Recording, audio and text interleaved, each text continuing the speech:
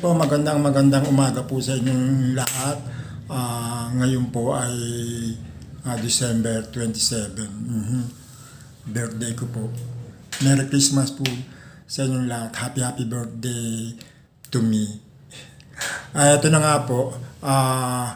Magandang umaga po sa inyong lahat sa Luzon, Visayas at Mindanao. Ang Mindanao daw ay para daw kay Digong. Tignan natin kung talagang para sa kanya, pero mas malakas si Nograles, I'm sure. Humahagulgul na ang iyak niya si Digong. Di ba? Anyway, ang pag-uusapan po natin ngayon ay tungkol sa mga kumakandidato sa mga senatorial sa SWS survey ng mga senador. Alam niyo ba, napakalakas ni Erwin Tulfo. Si Erwin Tulfo, lalo na si Tito Sen, talagang hindi iniwanan talaga ng tao. Pangmasa talaga si Tito Sen. Anyway, itong si Tito Sen, ano siya, di ba, sa Itbulagasa, pero wala naman siyang galong anumalyang naging involved sa kanya. Kaya siguro siya ay binigyan talaga ng para sa atin yung para sa mga kandidatura ng senador. I'm sure si Tito Sen magaling to eh. Pwede ito, baka bumalik ulit ito sa presidential ng senador. Kasi yung mga nagdaan doon mga senador na ito, maraming naging batikos kay Vic Sumiri, kay Chet Escudero, ngayon niya ito ipapalit naman yata si Cynthia. Kaya mahirap po. Tapos, ito yata si Bongo ay parang lumalaban. Tapos pero hindi na, sana naman yung mga kawatan, wag nyo na iboto katulad ni Bongo. Wag nyo na iboto yan. Si Ben Tulfo, yan, tatlo sila magsasama-sama sa senador.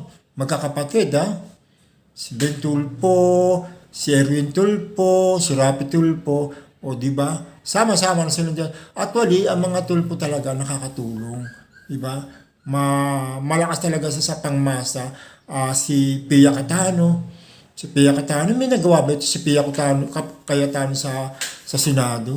Wala na siyang ginawa kundi yung mga awat lang doon sa kapatid niya kay Peter Cayetano, di ba? Di ba parang nagbangayan silang dalawa ni Mick Subiri para magpapanuntukan. Ano gusto nyo? Ikaw, ano gusto mo? Ikaw! Parang ganun.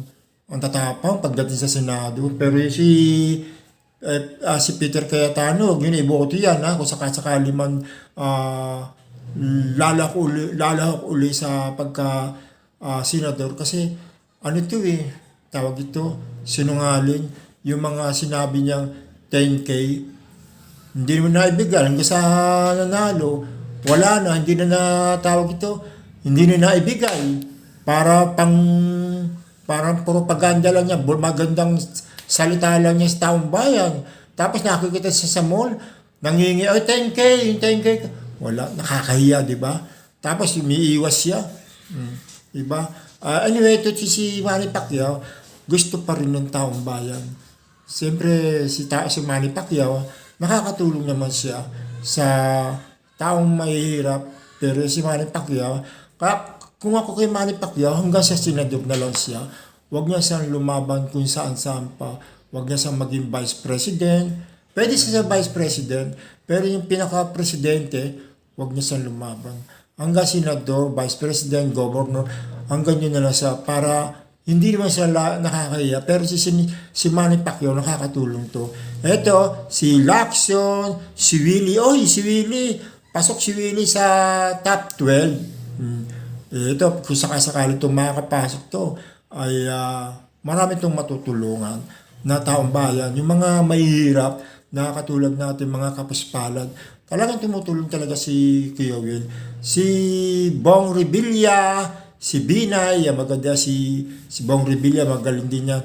Si Binay, si Lapid, si Amy, ang kulelat. Sana pumasok din siya. Pero ako, okay, boboto ko rin siya kasi maganda rin ang kanyang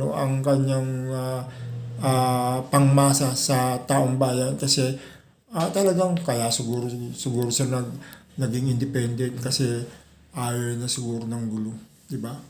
Di ba? Ganun lang buhay na tao. Anyway, yung mga Duterte, yung mga talagang Duterte, yung mga nirecruit ni Duterte na mga pro-China, laglag, wala sila. O si Bato de la Rosa, asan si Philip? Lumaban ba? Wala. Laglag yan, hindi papasok yan sa top 12. Diyos ko, mahihirapan sila. Talagang binasura. Pero si Akasigo, hindi pa natin alam kasi hindi pa gaanong talagang final. Pagka nagbotohan na talaga, malalaman natin kung sino-sino talagang lalabas.